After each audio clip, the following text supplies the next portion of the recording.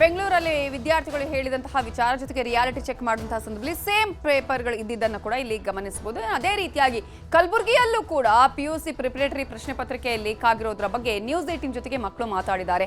ಪದೇ ಪದೇ ಈ ರೀತಿ ಪ್ರಶ್ನೆ ಪತ್ರಿಕೆ ಲೀಕ್ ಔಟ್ ಆದ್ರೆ ನಮಗೆ ತೊಂದರೆ ಆಗುತ್ತೆ, ಓದುವ ವಿದ್ಯಾರ್ಥಿಗಳಿಗೆ ಅನ್ಯಾಯ ಆಗುತ್ತೆ ಅಂತ ಹೇಳಿದ್ದಾರೆ. ಇದರ ಬಗ್ಗೆ ನಮ್ಮ ರಿಪೋರ್ಟರ್ ಅಲ್ಲಿಂದ ರಿಯಾಲಿಟಿ ಚೆಕ್ ಅನ್ನು ಕೂಡ ಮಾಡಿ ವಿದ್ಯಾರ್ಥಿಗಳ ಜೊತೆ ಮಾತನಾಡಿದ್ದಾರೆ.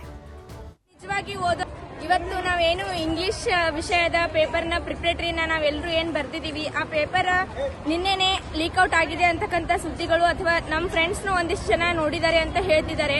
ಹಾಗಾಗಿ ನಾವು ನಿಜವಾಗಿ ಓದೋರಿಗೆ ಅನ್ಯಾಯ ಮಾಡ್ದಂಗೆ ಆಗ್ತಿದೆ. ಈ ಪ್ರಿಪರೇಟರಿ ಪೇಪರ್ ಲೀಕ್ ಆದಂಗೆ ಇನ್ನ ಆನ್ಯುವಲ್ ಎಕ್ಸಾಮ್ ಪೇಪರ್ನ ಲೀಕ್ ಮಾಡಿದ್ರೆ ನಾವು ನಿಜವಾಗಿ ಓದೋರಿಗೆ ಅನ್ಯಾಯ ಮಾಡ್ದಂಗೆ ಆಗ್ತದೆ. ಮುಂದೆ ಬರುವಂತಹ ನೆಕ್ಸ್ಟ್ ಪ್ರಿಪರೇಟರಿ ಹಾಗೂ ಇನ್ನು ಆನ್ಯುವಲ್ ಎಕ್ಸಾಮ್ ಸಹ ಬಹಳ ಮುಂದೆ ಸ್ಟ್ರಿಕ್ಟ್ ಆಗಿ ಎಕ್ಸಾಮ್ ಅನ್ನ ನಡೆಸಬೇಕು ಅಂತ ಹೇಳ್ತೇನೆ. ನನ್ನ ಫ್ರೆಂಡ್ ಹೇಳಿದ್ಲು ಎಕ್ಸಾಮ್ ಪೇಪರ್ ಲೀಕ್ ಔಟ್ ಆಗಿದೆ ಅಂತ. ನಾನು ಇದೇನು ಓದ್ಬೇಡ ಅಂತ ಅಂದೆ. ಅಂದ್ರೆ ನಿಮ್ಗೆ ಗೊತ್ತಾಗಿತ್ತು ಆಗ ಬಂದಿದ್ದಂತೆ. ನಿನ್ನೆ ನೋಡಿದ ಪೇಪರ್ ಇವತ್ತು ಬೆಳಗ್ಗೆ ಅದೇ ಸೇಮ್ ಇತ್ತು. ಸೇಮ್ ಪೇಪರ್ ಅದ. ಓಕೆ, ಏನ್ ಹೇಳಕ್ ಬಯಸ್ತೀರಮ್ಮ? ನೀವೆಲ್ಲ ಓದಿ ಎಲ್ಲ ಎಕ್ಸಾಮ್ ಬರೀತೀರಿ? ಎಲ್ಲ ಓದಿದ್ದಕ್ಕೂ ವೇಸ್ಟ್ ಆಗುತ್ತೆ ಸರ್. ಹಿಂಗೆಲ್ಲ ಚೀಟಿ ತಗೊಂಡು ಬರ್ತಾರೆ. ಅದು ಈ ತರ ಆಗ್ಬಾರ್ದು, ಈ ತರ ಆಗ್ಬಾರ್ದು ಅಂತ ಗವರ್ಮೆಂಟಿಗೆ ಎಲ್ಲ ಹಾಸ್ಟೆಲ್ ಹುಡುಗಿಯರು ನೋಡಿದ್ದಾರೆ. ಅವ್ರ ನಮ್ಮ ಫ್ರೆಂಡ್ಸ್ ಎಲ್ಲ ಬಂದು ನಮ್ಗೆ ಹೇಳಿದ್ರು ಲೀಕ್ಔಟ್ ಆಗಿದೆ, ನೋಡಿಸಿ ಬರೀ ಅಂತ ಅಂದ್ರು. ನಾನ್ ಬೇಡ ಅಂದೆ. ಆನ್ಯುವಲ್ ಎಕ್ಸಾಮ್ ಹಿಂಗ ಆಗಬಾರ್ದು. ಈ ತರ ಎಲ್ಲ ಆಗೋದ್ರಿಂದ ಹುಷಾರಿದ್ದ ವಿದ್ಯಾರ್ಥಿಗಳಿಗೆ ತುಂಬಾ ಕಷ್ಟ ಆಗುತ್ತದೆ. ಈ ತರ ಲಿಕೌಟ್ ಮಾಡಬಾರದು ಅಂತ ನನ್ನ ಅನಿಸಿಕೆ. ಗೌರ್ಮೆಂಟ್ ಕಡೆಯಿಂದ ನಾವು ಕೇಳ್ಕೊತೀವಿ, ಈ ತರ ಲಿಕೌಟ್ ಆಗಬಾರ್ದು, ಸ್ಟ್ರಿಕ್ ಆಗಿ ಎಕ್ಸಾಮ್ ಕಂಡಕ್ಟ್ ಮಾಡ್ಬೇಕಂತ ಹೇಳುತ್ತೇನೆ.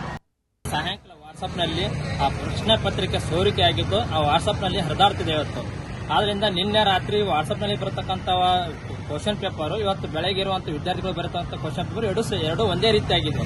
ಅಂದ್ರೆ ಆ ವಾಟ್ಸ್ಆಪ್ ಬಳಿ ಇರುವಂತ ಪ್ರಶ್ನೆ ಪತ್ರಿಕೆ ಎಲ್ಲಿಂದ ಬತ್ತು, ಎಲ್ಲಿ ಯಾರು ಶೇರ್ ಮಾಡಿದ್ರು ಅನ್ನತಕ್ಕಂಥದ್ದು PUC ಬೋರ್ಡ್ ಅಲ್ಲಿ ಮನವಿ ಸಲ್ಲಿಸುವುದಾರೆ. ಅಂದ್ರೆ ದಯವಿಟ್ಟು ಈ ರೀತಿಯಾಗದ ಈ ಪೂರ್ವ ಸಿದ್ಧತಾ ಪರೀಕ್ಷೆಯಲ್ಲಿ ಈ ರೀತಿಯ ಪ್ರಶ್ನೆ ಪತ್ರಿಕೆ ಸೋರಿಕೆ ಆಗ್ತದೆ ಅಂದ್ರೆ ಮುಂದೆ ಬರುವಂತ ಆನ್ಯುವಲ್ ಪರೀಕ್ಷೆಯಲ್ಲಿ ಯಾವ ರೀತಿ ಆಗ್ಬಹುದು ಅನ್ನತಕ್ಕಂಥ ವಿದ್ಯಾರ್ಥಿಗಳಿಗೆ ಪ್ರಶ್ನೆ ಮಾಡುತ್ತಿದೆ. ಇಲ್ಲಿ ಪ್ರಾಮಾಣಿಕವಾಗಿ ಪರೀಕ್ಷೆ ಬರೀತಿರೋ ವಿದ್ಯಾರ್ಥಿಗಳಲ್ಲಿ ಇವತ್ತು ಗೊಂದಲಗಳನ್ನು ಅನುಮಾನಗಳನ್ನು ಮೂಡ್ತಾ ಇದೆ. ಇವತ್ತು PU ಬೋರ್ಡ್ ಮೇಲೆ ನಮ್ಮ ಅನುಮಾನ ಮೂಡುತ್ತಿದೆ.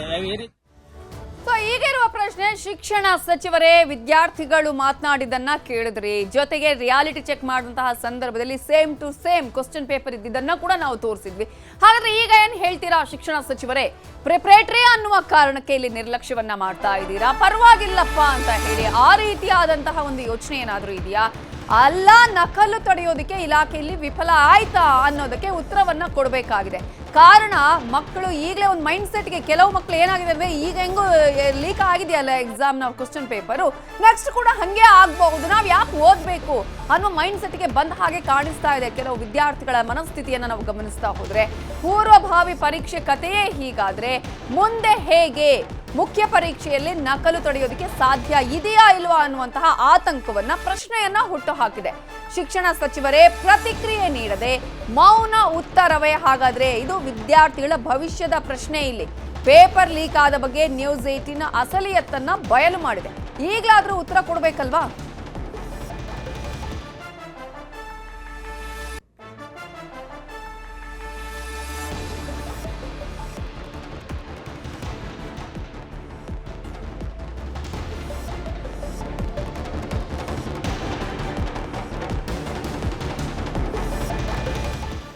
ಇದರ ಬಗ್ಗೆ ಈಗ ಕೃಪಾದ ಶಾಲಾ ಕಾಲೇಜುಗಳ ಒಕ್ಕೂಟದ ಅಧ್ಯಕ್ಷರಾಗಿರುವಂತಹ ಲೋಕೇಶ್ ತಾಳಿಕಟ್ಟೆ ಅವರು ಮಾತಾಡಿದ್ದಾರೆ. ಏನ್ ಹೇಳಿದ್ದಾರೆ ನೋಡೋಣ.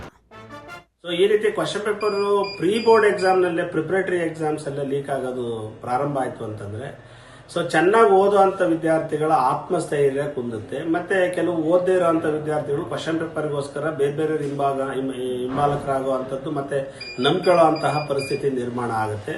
ಆಗ ಸಹಜವಾಗಿ ಎಕ್ಸಾಮ್ಸ್ ಬಗ್ಗೆ ಇರುವಂತಹ ಒಂದು ಕಾನ್ಸೆಪ್ಟ್ ಅಥವಾ ಅದ್ರ ಬಗ್ಗೆ ಇರುವಂತಹ ಗಂಭೀರತೆ ಹೋಗುತ್ತೆ ಅಂತ. ಯಾವ ಡಿಸ್ಟಿಕ್ ಅಲ್ಲಿ ಕ್ವಶನ್ ಪೇಪರ್ ಲೀಕ್ ಆಗಿದೆಯೋ ಆ ಡಿಸ್ಟಿಕ್ಕಿನ DDPU ಮೇಲೆ ನಿರ್ದಾಕ್ಷಿಣ್ಯ ಕ್ರಮ ಜರುಗಿಸಿ, ಅದಕ್ಕೆ ಕಾರಣರು ಯಾರಾಗಿರ್ತಾರೋ ಅಂತವ್ರ ಮೇಲೆ ಕಾನೂನು ಕ್ರಮ ಜರುಗಿಸಿ. ಸೊ ನೀವು ಮೊದಲನೇ ಪ್ರೀ ಬೋರ್ಡ್ ಎಕ್ಸಾಮ್ಸ್ಗೆ ಕ್ವಶನ್ ಪೇಪರ್ ಲೀಕ್ ಮಾಡಿದ್ರಿ ಅಂತಂದ್ರೆ ಸೊ ಮಕ್ಕಳಲ್ಲಿ ಆಸಕ್ತಿ ಮತ್ತೆ ಉತ್ಸಾಹ ಕಡಿಮೆ ಆಗುತ್ತೆ, ಮತ್ತೆ ಓದುವಂತ ವಿದ್ಯಾರ್ಥಿಗಳಿಗೆ ದೊಡ್ಡ ಅನ್ಯಾಯ ಆಗುತ್ತೆ. ಸೊ ಇದು ಖಂಡನೀಯ. ಸೊ ಅದಕ್ಕೆ ಸಂಬಂಧಪಟ್ಟಂತ ಅಧಿಕಾರಿಗಳ ಮೇಲೆ ನಿರ್ದಾಕ್ಷಿಣ್ಯವಾಗಿ ಸರ್ಕಾರ ಕ್ರಮ ಜರುಗಿಸಬೇಕು ಅಂತ ಒತ್ತಾಯ ಕೃಪಾ ಸಂಘಟನೆಯಿಂದ ನಾವು ಮಾಡೋದಕ್ಕೆ ಇಚ್ಛಿಸ್ತೀವಿ. ಇದರ ಬಗ್ಗೆ ಇನ್ನಷ್ಟು ಡೀಟೇಲ್ಸ್ ಅನ್ನ ಕೊಡೋದಕ್ಕೆ ನಮ್ಮ ರಿಪೋರ್ಟರ್ ಪ್ರಗತಿ ಶೆಟ್ಟಿ ಈಗ ನೇರ ಸಂಪರ್ಕದಲ್ಲಿ ಜಾಯ್ನ್ ಆಗಿದ್ದಾರೆ. ಪ್ರಗತಿ ಶೆಟ್ಟಿ, ಈಗಾಗಲೇ ಈ ರೀತಿ ಆದ್ರೆ ಆನ್ಯುವಲ್ ಎಕ್ಸಾಮ್ ಕತೆ ಏನು ಅನ್ನುವಂತಹ ಪ್ರಶ್ನೆ ಕೂಡ ಇಲ್ಲಿ ಮೂಡುತ್ತೆ. ನಿನ್ನೆ ಕೂಡ ನ್ಯೂಸ್ 18 ಕನ್ನಡ ನಿರಂತರವಾಗಿ ಸುದ್ದಿಯನ್ನು ಬಿತ್ತರಿಸಿತು, ಆದ್ರೂ ಕೂಡ ಶಿಕ್ಷಣ ಇಲಾಖೆ ಗಮನ ವಹಿಸಿಲ್ಲ. ಅಟ್ಲೀಸ್ಟ್ ಪೋಸ್ಟ್ಪೋನ್ ಆದ್ರೂ ಮಾಡಬಹುದಾಗಿತ್ತು, ಈ ಎಕ್ಸಾಮ್ ಈಗ ಬೇಡ, ಈ ರೀತಿಯಾಗಿದೆ ಅನ್ನೋದನ್ನಾದ್ರೂ ಯೋಚನೆ ಮಾಡಬಹುದಾಗಿತ್ತು. ಅದನ್ನ ಬಿಟ್ಟು ಇದೀಗ ಶಿಕ್ಷಣ ಇಲಾಖೆ ಮೌನ ವಹಿಸಿರೋದು, ಬೋರ್ಡ್ ಮೌನ ವಹಿಸಿರೋದು, ನಿರ್ದೇಶಕರಂತೂ ನನಗೂ ಅದಕ್ಕೂ ಸಂಬಂಧ ಇಲ್ಲ ಅನ್ನೋ ರೀತಿಯಲ್ಲಿ ಮೌನಕ್ಕೆ ಶರಣಾಗಿದ್ದಾರೆ. ಹಾಗಾದ್ರೆ ಆನ್ಯುವಲ್ ಎಕ್ಸಾಮ್ ಸರಿಯಾಗಿ ನಡೆಯುತ್ತೆ ಅನ್ನುವಂತಹ ಭರವಸೆಯನ್ನ, ವಿಶ್ವಾಸವನ್ನ ಹೇಗಿಟ್ಕೊಳ್ಳೋದು? ನವಿತಾ ಜೈನ್, ಇದೇ ಒಂದು ಪ್ರಶ್ನೆ ಈಗ ಸದ್ಯ ರಾಜ್ಯದಲ್ಲಿರುವಂತಹ ಪೋಷಕರಿಗೆ ಮತ್ತು ವಿದ್ಯಾರ್ಥಿಗಳಿಗೆ ಮೂಡಿರುವಂಥದ್ದು. ಫೆಬ್ರವರಿ 28ರಿಂದ ಮಾರ್ಚ್ 17ರವರೆಗೆ ದ್ವಿತೀಯ PUCಯ ಮೊದಲ ಪರೀಕ್ಷೆ ಶುರುವಾಗ್ತಾ ಹೋಗುತ್ತೆ. ಸೊ ಈ ಎಕ್ಸಾಮ್ಗೆ ಕೆಲವೇ ದಿನಗಳು ಬಾಕಿ ಇರುವಂತಹ ಹೊತ್ತಲ್ಲಿ ಈ ಪ್ರಿಪರೇಟರಿ ಎಕ್ಸಾಮ್ ಅನ್ನು ಮಾಡಿದ್ದಾರೆ. ಪ್ರಿಪರೇಟರಿ ಎಕ್ಸಾಮ್ ಅಲ್ಲಿ ಹಲವು ಕಡೆ ಪ್ರಶ್ನೆ ಪತ್ರಿಕೆ ಸೋರಿಕೆ ಆಗಿರುವಂತಹ ವಿಚಾರವನ್ನ ನ್ಯೂಸ್ 18 ನಿರಂತರವಾಗಿ ವಿಸ್ತೃತವಾಗಿ ವರದಿಯನ್ನ ಪ್ರಸಾರ ಮಾಡ್ತಾನೆ ಇತ್ತು. ಶಿವಮೊಗ್ಗದಲ್ಲಿ ಪ್ರಶ್ನೆ ಪತ್ರಿಕೆ ಸೋರಿಕೆ ಆದಾಗಲೇ ನ್ಯೂಸ್ 18 ವರದಿ ಪ್ರಸಾರ ಮಾಡಿತ್ತು. ಆ ಸಂದರ್ಭದಲ್ಲೂ ಕೂಡ ಈ PU ಬೋರ್ಡ್ ನ ಡೈರೆಕ್ಟರ್ ಮೌನ ವಹಿಸಿದ್ರು, ಯಾವುದೇ ರೀತಿಯಾದಂತಹ ರೆಸ್ಪಾನ್ಸ್ ಮಾಡಿಲ್ಲ. ಅದಾದ ಬೆನ್ನಲ್ಲೇ ಇವತ್ತು ಕೂಡ ನ್ಯೂಸ್ 18 ಮೊದಲು ವರದಿಯನ್ನ ಪ್ರಸಾರ ಮಾಡುತ್ತೆ. ಈ ಸಂಬಂಧಪಟ್ಟ ಹಾಗೆ ನಾವೇ ಅವ್ರ ಗಮನಕ್ಕೆ ತರಬೇಕಾಯ್ತು, ಪ್ರಶ್ನೆ ಪತ್ರಿಕೆ ಲೀಕ್ ಆಗಿದೆ ನೋಡಿ ಅಂತ. ಅದಾದ್ಮೇಲೆ ಅವ್ರು ಕನ್ಫರ್ಮ್ ಮಾಡ್ತಾರೆ, ಹೌದು ಲೀಕ್ ಆಗಿದೆ, ಕಲಬುರಗಿ ಭಾಗದಲ್ಲಿ ಲೀಕ್ ಆಗಿದೆ, ನಾವು ಒಂದು ಕ್ರಮವನ್ನ ತಗೊಳ್ತೀವಿ ಅಂತ. ಇವ್ರು ಕ್ರಮ ತಗೊಳ್ಳೋದು ಯಾವ ತರ ಅಂತ ಹೇಳಿದ್ರೆ, ಯಾವ ಪರೀಕ್ಷಾ ಕೇಂದ್ರ ಇರುತ್ತೆ ಅದಕ್ಕೆ ಸ್ಥಳೀಯವಾಗಿರುವಂತಹ ಒಂದು ಪೊಲೀಸ್ ಠಾಣೆಗೆ ಹೋಗ್ತಾರೆ, ಒಂದು FIR ಹಾಕ್ತಾರೆ, DDPO ಹೋಗ್ತಾರೆ, FIR ಹಾಕ್ತಾರೆ, ಬರ್ತಾರೆ. ಇವ್ರದೊಂದು ಇಂಟರ್ನಲ್ ಕಮಿಟಿ ಅಂತ ಮಾಡ್ತಾರೆ, ಆಂತರಿಕ ತನಿಖೆ ಅಂತ ಶುರುವಾಗುತ್ತೆ. 1 ವಾರಗಳ ಕಾಲ ಆ ತನಿಖೆ ಆಗುತ್ತೆ. ತನಿಖೆಯ ರಿಪೋರ್ಟ್ ಏನಾಗುತ್ತೆ, ಅದರಲ್ಲಿ ತಪ್ಪಿತಸ್ಥ ಯಾರು, ಇದನ್ನ ಲೀಕ್ ಮಾಡಿದ್ಯಾರು, ಅವ್ರ ಮೇಲೆ ಕೈಗೊಂಡ ಕ್ರಮ ಏನು, ಇದ್ಯಾವುದು ಕೂಡ ಎಲ್ಲೂ ಕೂಡ ಬಹಿರಂಗ ಆಗಲ್ಲ. ಮತ್ತೆ ಯಥಾವತ್ತಾಗಿ ಪ್ರತಿ ವರ್ಷ ಕೂಡ ಇದು ರಿಪೀಟ್ ಆಗ್ತಾ ಇರುತ್ತೆ. ಈ ವರ್ಷ ಪ್ರಿಪರೇಟರಿ ಪರೀಕ್ಷೆಯ ಪ್ರಶ್ನೆ ಪತ್ರಿಕೆ ಲೀಕ್ ಇಷ್ಟು ದೊಡ್ಡ ಮಟ್ಟದಲ್ಲಿ ಚರ್ಚೆ ಆಗೋದಕ್ಕೆ ಕಾರಣ ಏನಪ್ಪಾ ಅಂತ ಹೇಳಿದ್ರೆ, KSEAB ವತಿಯಿಂದ ಅಂದ್ರೆ ಕರ್ನಾಟಕ ಶಾಲಾ ಪರೀಕ್ಷೆ ಮತ್ತು ಮೌಲ್ಯ ನಿರ್ಣಯ ಮಂಡಳಿಯಿಂದ ಏಕರೂಪ ಪ್ರಶ್ನೆ ಪತ್ರಿಕೆ ಅಂತ ಮಾಡ್ತಾರೆ. ರಾಜ್ಯಾದ್ಯಂತ ಎಲ್ಲಾ ಜಿಲ್ಲೆಗಳಲ್ಲೂ ಕೂಡ ಪ್ರಶ್ನೆ ಪತ್ರಿಕೆಯನ್ನ KSEAB ರೆಡಿ ಮಾಡಿಕೊಡುತ್ತೆ. ಅವರು ರೆಡಿ ಮಾಡಿರುವಂತಹ ಪ್ರಶ್ನೆ ಪತ್ರಿಕೆಯನ್ನ PU ಬೋರ್ಡ್ಗೆ ಕೊಡ್ತಾರೆ. ಈ ಒಂದು ಎಕ್ಸಾಮ್ ಅನ್ನು ನಡೆಸುವಂತಹ ಜವಾಬ್ದಾರಿ PU ಬೋರ್ಡ್ ನ ಡೈರೆಕ್ಟರ್ ಮೇಲೆ ಇರುತ್ತೆ. ಅಂದ್ರೆ ರಾಜ್ಯಾದ್ಯಂತ ಆ ಎಕ್ಸಾಮ್ ನಡೆಯುವಂತಹ ದಿನ ಇವರು ಆ ಪ್ರಶ್ನೆ ಪತ್ರಿಕೆಯನ್ನ ಆನ್ಲೈನ್ ಮೂಲಕ ಸರಬರಾಜು ಮಾಡ್ತಾರೆ.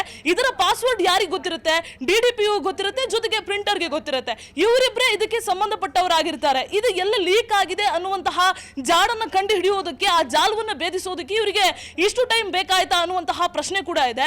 ಒಂದು ಎಕ್ಸಾಮ್ ಲೀಕ್ ಆದಂತಹ ಸಂದರ್ಭದಲ್ಲೇ ಇವರು ಎಚ್ಚೆತ್ತುಕೊಂಡು ಏನಾಗ್ತಾ ಇದೆ ಅಂತ ಪ್ರಶ್ನೆ ಮಾಡಿದ್ರೆ ಇಷ್ಟು ಏನೋ ವಿದ್ಯಾರ್ಥಿಗಳ ಮೇಲೆ ಎಫೆಕ್ಟ್ ಆಗ್ತಾ ಇರಲಿಲ್ಲ. ಶಿವಮೊಗ್ಗದಲ್ಲಿ ಲೀಕ್ ಆದಾಗ್ಲೂ ಕೂಡ ಇವರು ನೆಗ್ಲೆಕ್ಟ್ ಮಾಡಿದ್ರು. ಅದಾದ ಬೆನ್ನಲ್ಲೇ ಈಗ ಕಲಬುರಗಿಯಲ್ಲೂ ಕೂಡ ಲೀಕ್ ಆಗಿದೆ. ಇನ್ನು ಎಷ್ಟು ಪ್ರಶ್ನೆ ಪತ್ರಿಕೆ ಲೀಕ್ ಆಗಿದೆ ಅನ್ನೋದು ಇನ್ನು ಮುಂದೆ ಮತ್ತೆ ಸಾಮಾಜಿಕ ಜಾಲತಾಣದಲ್ಲೂ ಕೂಡ ವೈರಲ್ ಆಗ್ತಾನೆ ಇದೆ. ಅದ್ರ ಬಗ್ಗೆ ಚರ್ಚೆ ಕೂಡ ಆಗ್ತಾನೆ ಹೋಗುತ್ತೆ. ಈ ವಿಚಾರವನ್ನ ಶಿಕ್ಷಣ ಇಲಾಖೆ, ಶಿಕ್ಷಣ ಸಚಿವ ಮಧು ಬಂಗಾರಪ್ಪ ಅವರು ಗಂಭೀರವಾಗಿ ಪರಿಗಣಿಸಲೇಬೇಕು. ಕೇವಲ ಸಾಮಾಜಿಕ ಜಾಲತಾಣದಲ್ಲಿ ವೈರಲ್ ಆಗ್ತಿದೆ ಅಂತ ಸೋಷಿಯಲ್ ಮೀಡಿಯಾ ಮೇಲೆ ಇದನ್ನ ತಪ್ಪೆತ್ತು ಹಾಕದೆ ಏನ್ ಆಗ್ತಿದೆ ಅನ್ನೋದನ್ನ ಕೂಲಂಕುಷವಾಗಿ ಅವರು ಈ ಡೈರೆಕ್ಟರ್ಗಳ ಜೊತೆ ಕೂತ್ಕೊಂಡು ಒಂದು ಸಭೆ ಮಾಡಿ ಪರಿಶೀಲನೆಯನ್ನ ನಡೆಸಬೇಕಾಗುತ್ತೆ. ನವಿತಾ ಜೈನ್.